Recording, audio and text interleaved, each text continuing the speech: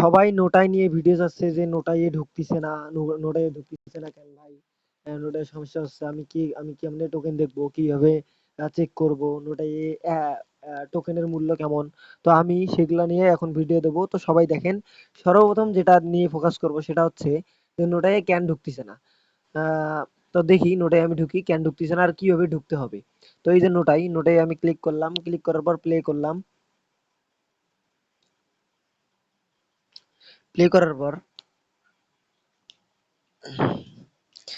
দেখেন, এই যে নোটাইয়ে দেখেন একটা প্রবলেম দেখাবে যে রিলোড মারতে কবে।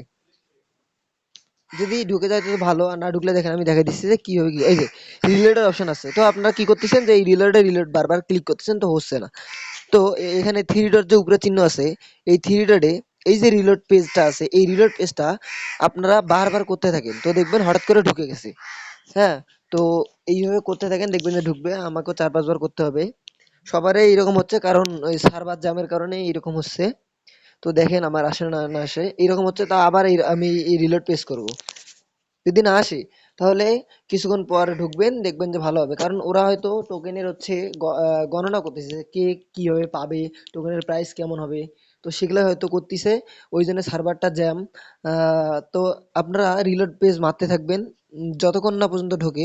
আর যদি এখন না ঢোকে তাহলে হচ্ছে পরে আবার ঢুকবেন, ওই সার্ভার জ্যামের কারণে হইতেছে না। তো আমি আরো দেখি রিলোড মারি দুই একবার।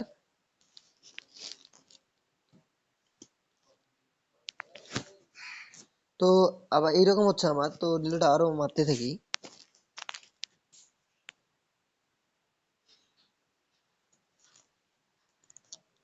আর একবার মারি। তো যদি এইরকম না ঢোকে তাহলে কিছুক্ষণ পর যদি সার্ভারটা ভালো হয় ওদের, তাহলে ঢুকে যাবে। তো এটা নিয়ে কোনো টেনশনের কারণ নাই। আপনারা সবাই অপেক্ষা করেন, সার্ভার যখন ভালো হবে এই কোনো আর কিছু করা লাগবে না, এমনিতেই নোটাইয়ের প্রবেশ করতে পারবেন।